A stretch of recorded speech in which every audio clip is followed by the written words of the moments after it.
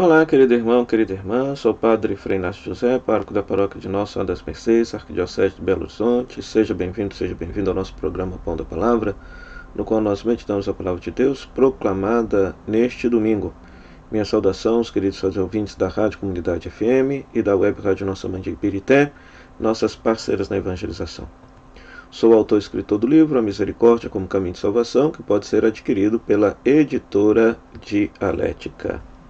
Nós estamos celebrando o 22º domingo do tempo comum. Nós temos como palavra de Deus Jeremias capítulo 20, versículos 7 a 9, Romanos capítulo 12, versículo 1 a 2 e Mateus capítulo 16, versículo 21 a 27. Vamos meditar com alegria a santa palavra de Deus.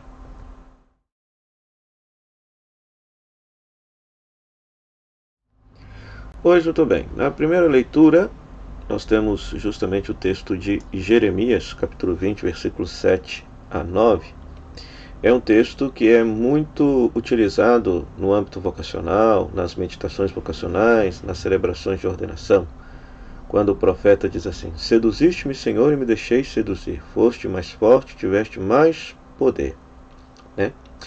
É claro que essa leitura muitas vezes tira o versículozinho do seu devido contexto. Por quê? A palavra seduzir no Antigo Testamento é uma palavra extremamente negativa. É uma palavra que significa engano. Inclusive no livro do Deuteronômio, essa palavra é utilizada aplicada aos homens que querem enganar as mulheres com a fim de deflorá-las, Então é um engano. Então, esse texto mostra, na verdade, uma lamentação do profeta Jeremias. Jeremias, ele aceita a vocação da parte de Deus de ser profeta, ele pensa que vai ser de uma forma, que tudo vai bem, que tudo iria bem, e no fundo ele percebe que ele está sendo extremamente perseguido. Então ele está reclamando aqui, na verdade, de ter aceitado a missão, Está lamuriando as dificuldades da missão. Tanto que ele diz assim que a palavra do Senhor tornou-se para mim fonte de vergonha. Ao invés da corte de Judá, ao invés das pessoas de Judá acolherem a palavra de Jeremias, a rejeitam, querem persegui-lo, querem matá-lo, até pegam ele e jogam numa cisterna para que ele morra afogado. Então a primeira leitura nos ensina, na experiência do profeta Jeremias, que servir a Deus muitas vezes implicará colocar a vida em risco, porque as pessoas não compreenderão, muitas vezes, a missão, o anúncio, o profetismo do servo de Deus, O paralelo está justamente no Evangelho, Mateus capítulo 16, versículo 21 a 27. Quando Jesus anuncia a sua paixão, Então Jesus, depois da profissão de fé de Pedro, Pedro dizendo: olha, tu és o Cristo, tu és o Messias, o Filho de Deus vivo, ou seja, a profissão de fé está absolutamente certa. No entanto, o que acontece? Jesus anuncia: pois agora eu preciso ir para Jerusalém para dar a minha vida, para morrer, ser torturado, entregar a minha vida. E Pedro, que tinha feito a profissão de fé certa, agora tenta impedir Jesus de entregar a própria vida, De tal maneira que recebe essa repreensão da parte de Jesus: afasta-te de mim, Satanás, porque você está sendo uma pedra de tropeço. Ou seja, aqui Pedro parece que ainda tem na sua cabeça um Messias forte, guerreiro, um político militar que haveria de ser rei de Israel e de libertar Israel do imperialismo romano. Mas o messianismo de Jesus era totalmente outro. Jesus salva a vida, salva a humanidade. Jesus salva o seu próprio povo mediante a entrega da própria vida. De tal maneira que ele coloca uma condição: quem quiser ser meu discípulo, se alguém quer me seguir, renuncie a si mesmo, tome sua cruz e me siga. Quem perder a sua vida por causa de mim vai encontrá-la, e quem perder a sua vida, e quem conservar a sua vida vai perdê-la. É o grande paradoxo do Evangelho.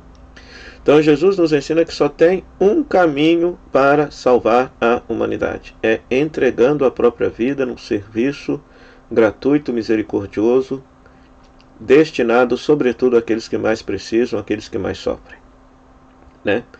Existe até uma verdade existencial aqui: a nossa vida é dom para os demais. Quem conserva a sua vida, no fim da sua vida percebe que a sua vida não serviu para nada.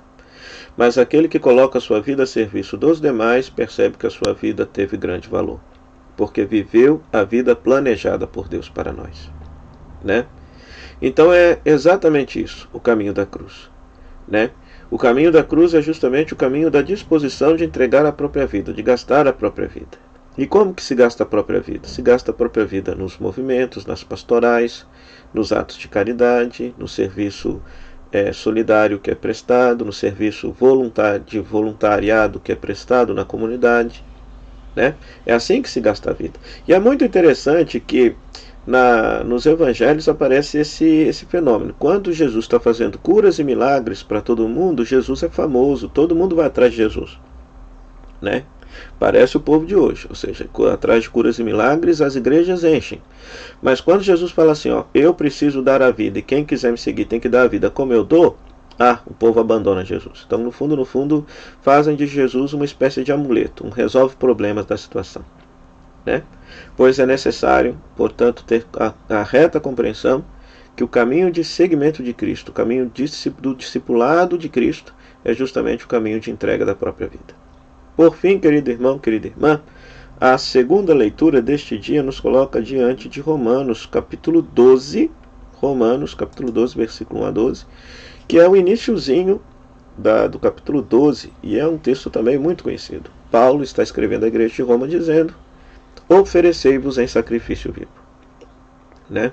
Ou seja, que nós devemos nos oferecer como sacrifício vivo, santo e agradável a Deus. Esse é o culto espiritual. Nós não devemos nos conformar com o mundo, mas nós devemos nos conformar com a vontade de Deus. Então isso é perfeito, isso é maravilhoso, né? Por quê? Hoje em dia se tem um grande debate aí entre os movimentos conservadores e movimentos progressistas dentro da igreja, se a igreja está se adaptando demais ao mundo ou não. Não. A igreja, na minha opinião, está sempre fiel ao Evangelho. E o cristão não deve se adaptar aos valores do mundo, muito embora possa reconhecer nos valores do mundo valores do Evangelho. Mas não é tudo que está no mundo que é condizente com o Evangelho. A nossa referência é sempre a pessoa de Jesus e o Evangelho que ele pregou. A nossa referência, se somos discípulos e discípulas de Jesus, é sempre Jesus e seu Evangelho e sua palavra, anunciada, vivida e testemunhada na comunidade eclesial. E agora, qual é o culto que Deus deseja?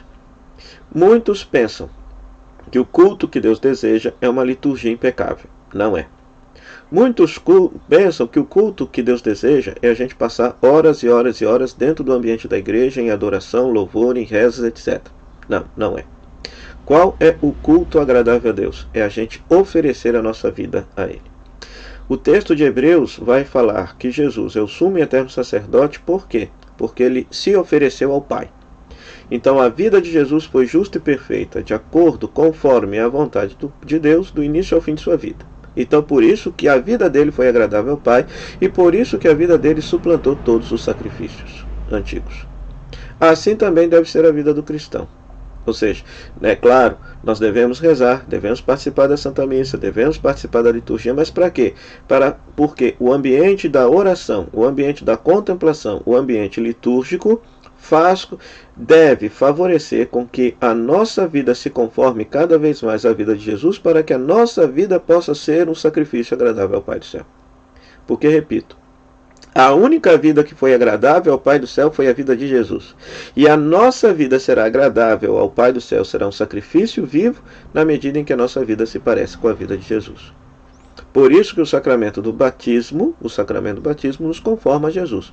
Nos insere no corpo místico da igreja, mas tem por missão da graça, na abertura do ser humano a essa graça, a fazer com que o cristão se torne um outro Cristo. Na medida em que o cristão de fato se torna um outro Cristo, no seu jeito de falar, no seu jeito de pensar, no seu jeito de amar, no seu jeito de agir, ele se torna um sacrifício santo, puro e agradável ao Pai do Céu.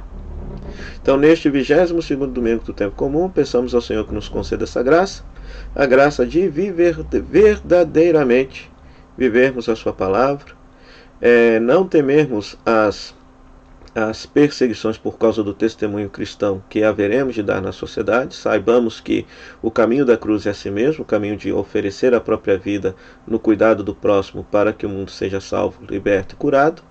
E peçamos também a graça do Senhor para que cada um de nós possa verdadeiramente, gradativamente se abrindo à ação do Espírito Santo, conformar a sua vida à ação de Deus, fazendo da própria vida um sacrifício santo e agradável a Deus. O Senhor esteja convosco, Ele está no meio de nós. Que a bênção de Deus Todo-Poderoso, Pai, Filho e Espírito Santo, desça sobre você e sobre sua família e permaneça para sempre. Amém.